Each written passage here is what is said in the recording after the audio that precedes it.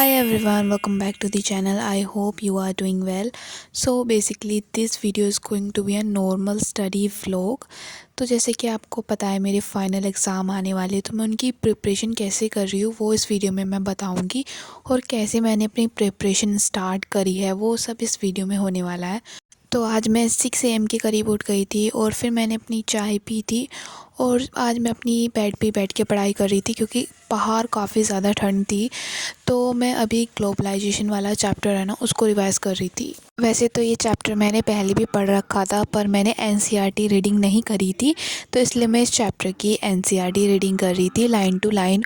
और जो मुझे कुछ इंपॉर्टेंट पॉइंट्स लगे थे वो मैं एक साइड लिख रही थी, क्योंकि ये वाला चैप्टर इतना ज़्यादा हार्ड भी नहीं है, पर इसके जो कॉन्सेप्ट है वो बहुत ज़्यादा इम्पोर्टेंट है, इसलिए मैं इस चैप्टर को बार बार रिवाइज़ कर रही थी।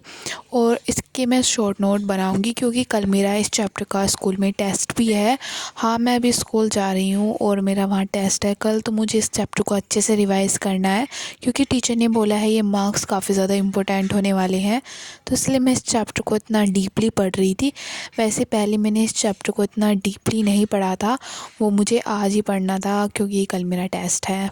रिवीजन करने के बाद मैं ट्विन प्रोज की रैपिड रिवीजन वाली सीरीज़ से इस लेक्चर को अटेंड कर रही थी, और थोड़े बहुत मैंने शॉर्ट टिप नोट बनाए थे क्योंकि बाद में मैं इसे रिवाइज़ कर सकूँ, क्योंकि ये चैप्टर मेरे काफ़ी समझ से बाहर था, पर थोड़ा थोड़ा मैंने लिख लिया था क्योंकि एंड टाइम पे मुझे दोबारा से बुक खोल के ना पढ़ना पड़े।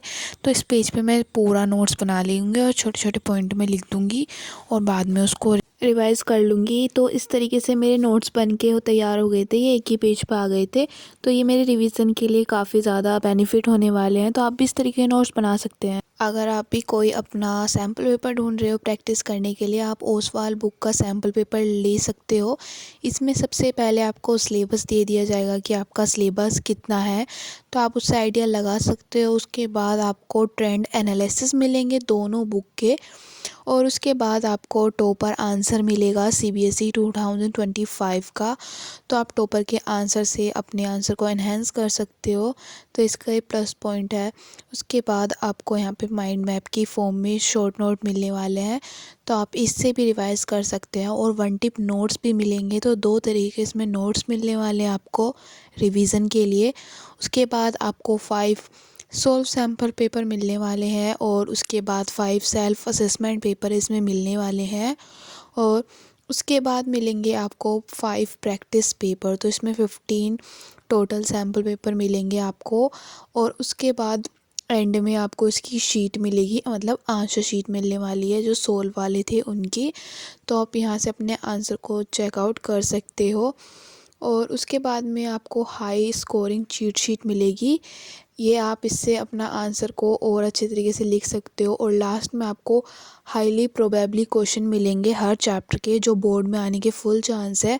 आप इस बुक को अमेज़ोन या फ्लिपकार्ट से ख़रीद सकते हो। ये कुछ सैम्पल पेपर मैंने इसी बुक से सॉल्व करे थे, और बाद में अपनी आंसर राइटिंग को चेक भी करा था। कुछ पॉइंट मेरे मिसिंग थे, तो आपको in sample paper missing point के टिप्स भी मिल सकती है। तो ये काफ़ी बेनिफिशियल बुक है ह्यूमैनिटीज़ के लिए, तो आप इसे ज़रूर ख़रीदें।